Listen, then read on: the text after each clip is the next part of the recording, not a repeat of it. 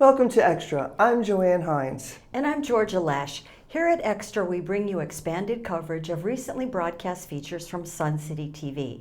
Now, we are having hot fun this summertime, and that's what this month's show is all about. Okay.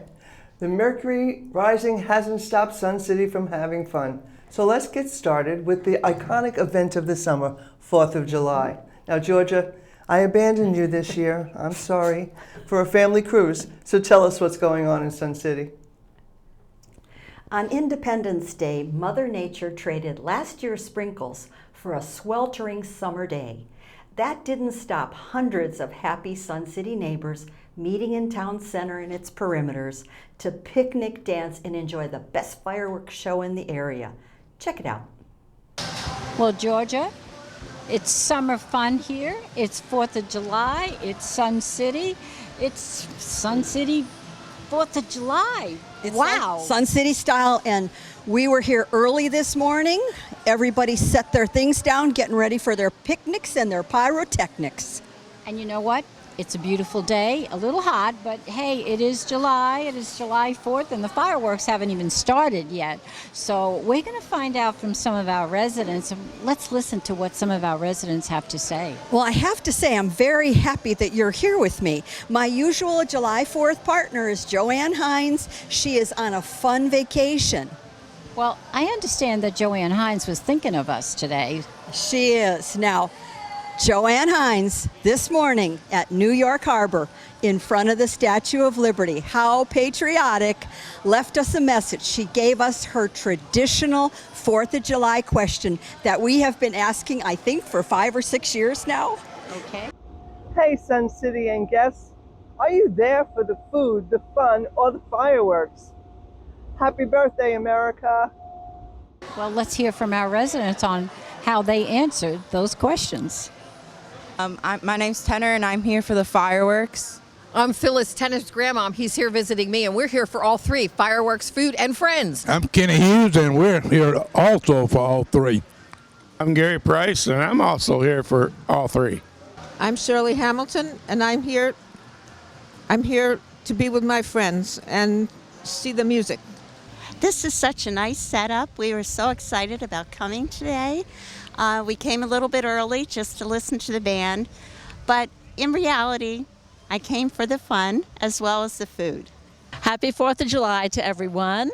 My name is Donna McCann, and this is my husband and mine anniversary. We met 55 years ago today at about 7 o'clock, 8 o'clock, something like that, at a dance, a 4th of July dance. And yeah, we're here for the music, for the camaraderie. Happy 4th of July, and I'm only here for the beer.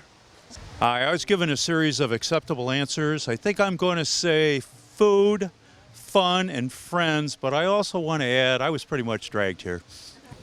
Hi, I'm Kathy, and I'm here for the fun, and if that includes food or fireworks, that's great too. I'm Greg. We're here. We've been here a couple of years. We love Sun City, and just here for the live music tonight. Everyone have a safe 4th of July. Well, Georgia, we've done a lot of work. It's hot. I think what better way to end July 4th than with a little ice cream and fireworks? What do you think? Well, we've already had the fun. We're going to get the fireworks, so it's right. Food. Let's go get some ice cream. Happy 4th. Happy 4th. Happy birthday to you. Happy birthday to you. Happy birthday, dear America. Happy birthday to you.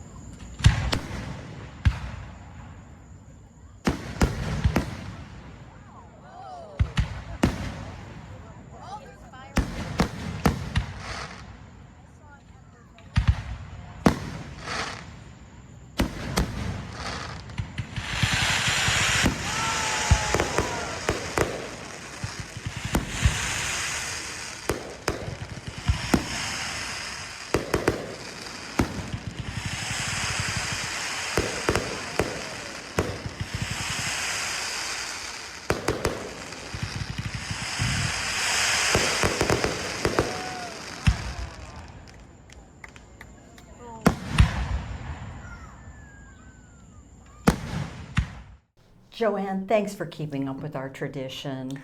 I couldn't resist. Georgia, please bring us our next story, which is one of summer tradition from our favorite clubs. The Avant-Gardeners present a fabulous biennial garden tour with multiple locations. Each summer they give us a taste of that event by hosting pop-up garden tours. This year's first tour did not disappoint. In spring of 2023, the Avant-Gardeners hosted the Spring Garden Tour, inviting us in to see 5 beautiful landscapes. A year later, we are revisiting one of those gardens to see how it's evolved and maybe ways to up our garden game. Debbie, as president of the Avant-Gardeners, explain to people if they don't understand, what's this pop-up garden tour? So the pop-up tours are something that we started 3 years ago to offer our members a look at gardens through the summer months. We all want to see gardens, and the summer is the time to do it. So we devised this model where homeowners are approached to share their gardens with our members. This is a members-only tour. Your badge is your admission. And it's much more loosely organized than our biennial fundraising tour. So that's what the pop-up gardens are all about. They're every 2 weeks through the summer. So if you're a member, watch for my email blast notifying you of the time and the place of the next upcoming pop-up tour. Now, I know each year you've sort of had a theme, and I think this year's theme is adorable. So please tell us about that. So this year's theme is Encore, because all of the gardens on the pop-up tours were formerly on our more formal tour through the years. So the theme is Encore. And they deserve to be seen again and again and again. Absolutely. Thanks to the Avant-Gardeners for organizing this, giving us a summer activity. And of course, we're going to thank Jim and Rebecca Fitchko for inviting us into their garden. Rebecca, I remembered from the spring garden tour, you and Jim described your garden as digging the good life. So what about gardening is so good for you? It's good for your whole body, physically and spiritually. It renews you spiritually, and it makes you strong physically. And it just enhances your whole life and your lifestyle. You appreciate nature, you see nature come to it, and you watch how they enjoy it or damage it. And it's always been a part of my life and always will be until I no longer can do it. Now, we've been out here all morning, and the weather's cooperated, so we've had lots of people coming through, and so many compliments given. How do you feel your garden has evolved from the first tour that you did? Well, it's been 2 years now, and if you remember with the first tour, we came off of a winter that killed a lot of everything, so I had to renew my garden with new plants and just encourage them with fertilizers and nutrients to grow, and it did well. I was also God always helps this garden, because without nature and its help of rain and sun and its component, you can't do it, no matter what you use chemically to do it. I bet you have some happy little nature visiting pollinators, and the hummingbirds, I'm sure, love this garden. Now, CIty gardening in the South, we might say, presents some challenges. So I know as I've been greeting people in the front as they're coming into your tour, they're asking me, how does she keep the deer away? How often does she water? So with all those challenges, the deer, the heat, the rain, or too little, too much, how do you attack some of those challenges?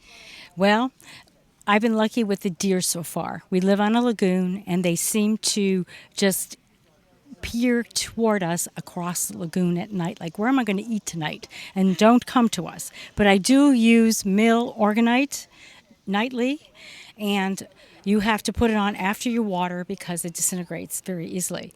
I do a lot of watering now in July and August.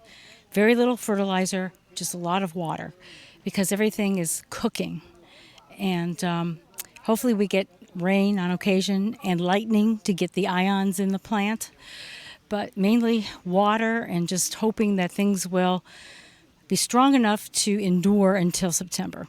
Well, you've got a creative eye. I said you don't just have a garden, you have an atmosphere here that you've created for you and Jim and for all the lovely people that you let come in like us today. Thank you so much. Well, thank you for coming. Thank you. Wait, there's more. Take a look at a second garden pop-up, this one with a cool, shady vibe. Welcome. We are at pop-up garden number 2 for the season, and this one has a story. It started off years ago as a sunny spot and now has turned into a shady oasis. Let's take a look. And since this was an encore garden tour, it means you've done this before, and I understand 5 years ago. So how has your garden evolved since then? The garden has become more and more shady as the trees grow up, so I really had to pick more plants that will tolerate the shade. I've also found that I'm trying to find things that fill in so that I have to use less mulch and I don't have to drag all those bags around anymore. So that's how it's changed. Now, you've incorporated native plants into your beds.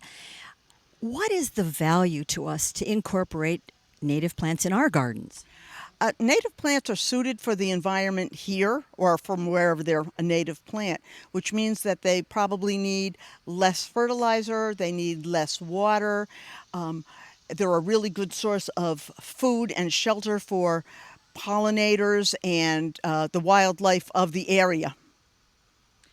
Now, our last question is, how did you incorporate such interest and texture and variety in a shady garden? I really love texture, so I do try to incorporate different textures so that if I put something fluffy somewhere, then next to it I'll put something that has more strappy leaves. I love chartreuse, so I'll add bits of color with chartreuse and light green. I do try to get some flowering plants in here, but I find that with texture, such as the foxtail fern, which lives in the sun or the shade, things like that, you get a lot of color and you get a lot of interest. Well, it's beautiful, and thank you for letting us in. Thanks to our avant-gardeners for giving us so many chances to peek in at our neighbors' gardens. Today I had a chance to talk to some of the visitors here to find out what they enjoy most about touring the gardens. I'm picking up new ideas like this pink curcuma, a recent introduction to our area, or recently popular, and she has some foxtail ferns next to it.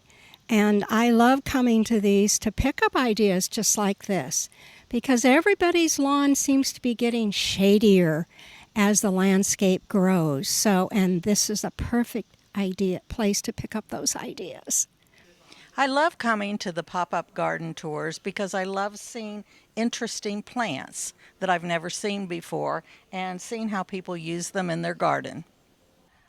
I appreciate that the homeowners open up their property for us to come in and take a look around and see the fruits of their efforts, no matter what they're dealing with. We all have different situations that we're dealing with in Sun City. I've been here 8 years. And whether it's shade or a lot of sun, the soil, etc., we get to see what they've been able to do and how they're managing it and having it beautifully laid out, and finding out about new plants is always something new to see. And you get a good look at their style of how they plan and manage the gardens and the beds and the flowers. And everybody is unique, and it's just a great opportunity to learn from that. Isn't it fun to peek into some of the beauty of our neighbors have created? Now we've got another cool Sun City event this summer, Joanne. Time to get wet and wild. This is the summer to take every chance to get into the pool. Have you tried water volleyball? Our reporter Chris Chase gives us a reason to give it a try. As promised, here we are at the lake house in the pool and with everybody playing water volleyball. And you can just see everyone's having a wonderful time. So I signed up for water volleyball. Could you tell me a little bit about what I can expect? Yeah, well, our water volleyball is it's more fun. We don't take it rules wise with volleyball. We don't take it as seriously. Get the ball over the net, however you can do it, and we don't expect people to have to hit the ball over the net. If they don't have the skill to do that, they can throw the ball over the net. So it's a back and forth. It can be a raucous game, but it's more for fun. Where the rules are not followed that much. Where it's a little more serious rules wise, we follow that here on the court. Now, what about water? Water's at Lake House during the summer season. I think we get out there April 1st through the end of October. And then we move into the Perrysburg indoor pool for the winter season. So we play water volleyball all year round. We play court volleyball all year round. And then water volleyball at the Lake House is Mondays and Fridays, evenings, 5 p.m. And then we typically are Mondays and Saturdays in Perrysburg in the wintertime. Yeah. Everybody's welcome. Lots of opportunities to play. Lots of opportunity, plenty of time to play. And all they have to do is look in Sensation to find out how to join? Absolutely. Sensations, they can find out how to join. They can stop up here at the court anytime, and they can stop at the lake house anytime on those days. Talk to an admin member, a leader in the club, and get signed up. So here we are today at the Lake House Pool with Chris Chase and all her friends in the volleyball club, the Water Volleyball Club. So Chris, tell us about this club. Why did you get involved? Well, actually, I covered it up on the south side, and they wanted me to play up there, but that's on hard courts, very hard courts, and I didn't want to go splat, so I thought I'd come over here and go splash. Which is a much better way to do that. A much better way to fall. Yes. And are you all out here every Friday afternoon? We're here every Monday and Friday from 5 to 7. And do you need to join a club or? Well, you can come like 3 times and, just to try it out. But I guarantee if you come out and try it, you're going to join. It is just and there's such a group of great people. I can see that. Fun, yeah. And everybody supports each other, even if you're on the opposite side. That's cool. And even if you're lousy, not that I am, but, they support me anyway. So have you scored any points today, Chris? Myself personally? You got to do this on TV. No. Has your team scored any points? Yes. Okay. Yes, we won 2 games out of 4. So the next one we're going to be going back for the championship. Thanks to Chris.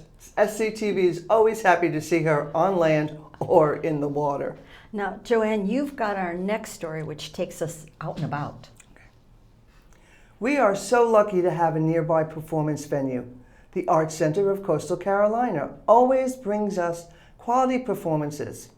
With each production, SCTV is invited to send a crew to go behind the curtain with their marketing team and each play's director.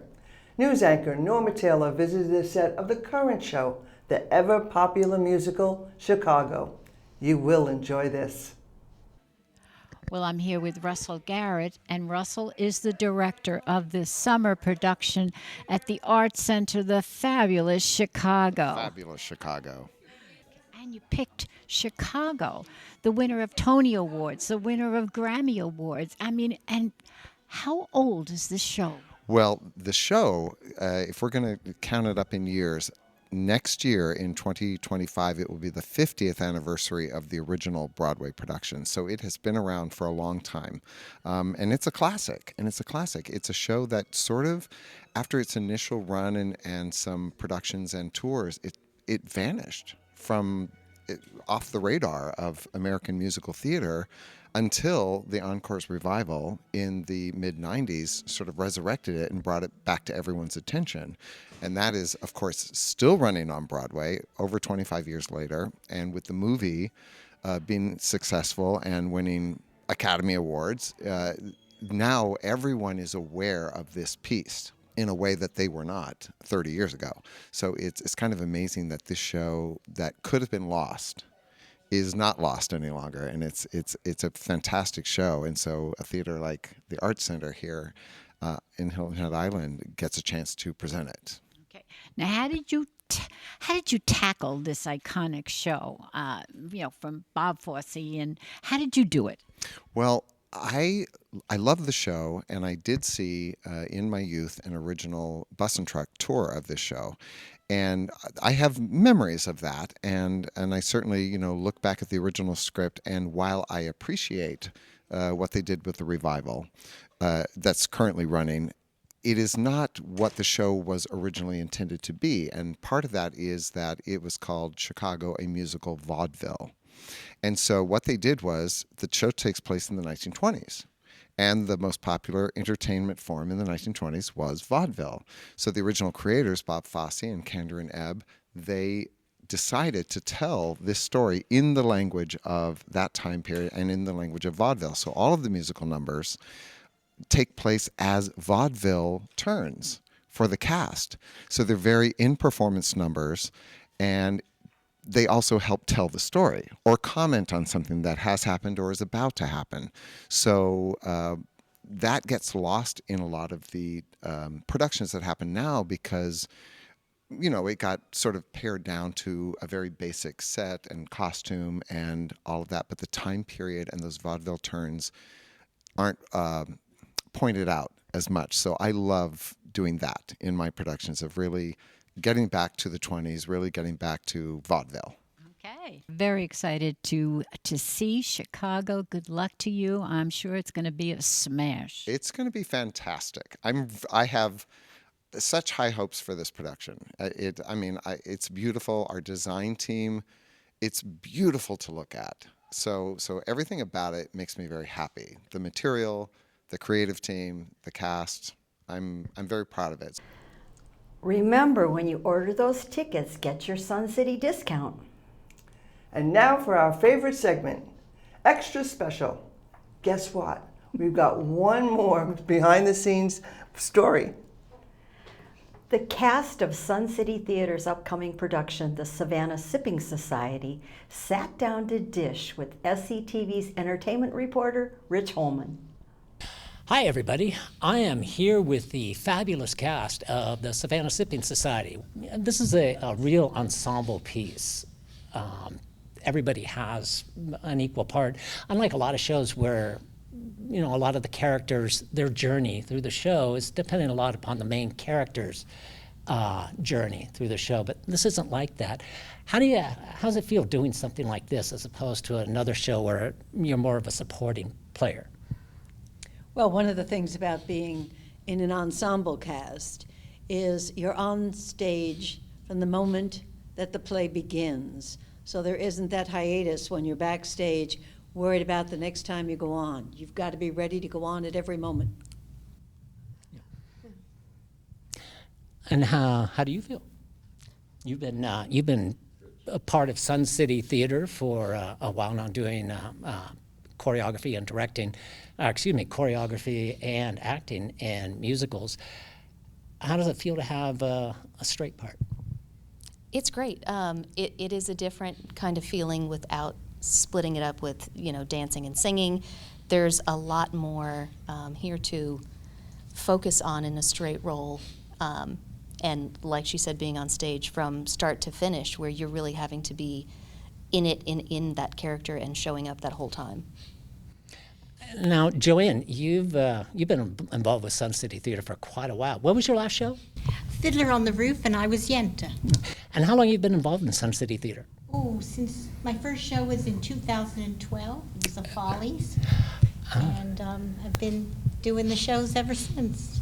Do you do a lot of musicals or straight shows? A little bit of both, depending on the season, yeah. And Pam, you've been, right now, you're pulling double duty. You're not only in the show, you're the assistant director. How's that? Is that a lot of work? Not really. My part in the play is not nearly as many lines as these girls have. So it's just a lot of writing down blocking for Skip and, paying attention, reading lines when, people forget their line, which isn't going to happen. We never do that. And, just enjoying the process. Well, you never can tell. Come on, you're new to Sun City Theater, am I right? Yeah, I joined about 3 years ago, and I started out kind of getting my feet wet a little bit by working the box office and ushering, and then I got involved with the old-time radio players. and have had a part in that, and that was a lot of fun because my script was in my hand and I didn't have to panic. So this time is going to be very interesting, but I am so thrilled to be working with this group that I'm working with because they are all encouraging and very good at bringing somebody new on up. Elaine, nice to see you again. Now, you recently completed directing Fiddler on the Roof, just a fantastic show. Congratulations on the success of that.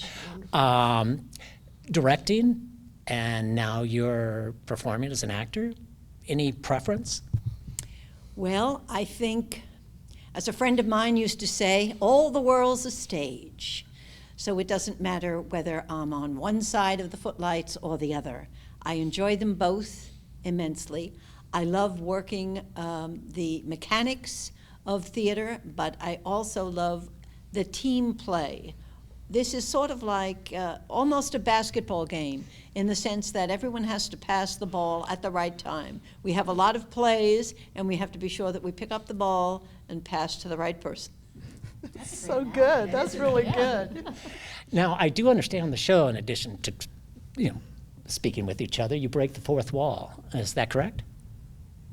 Is it a challenge to break that fourth wall? Because you're used to being on the stage, just interacting with each other, and then suddenly you're looking out to the audience and speaking. Yeah, I'm sorry.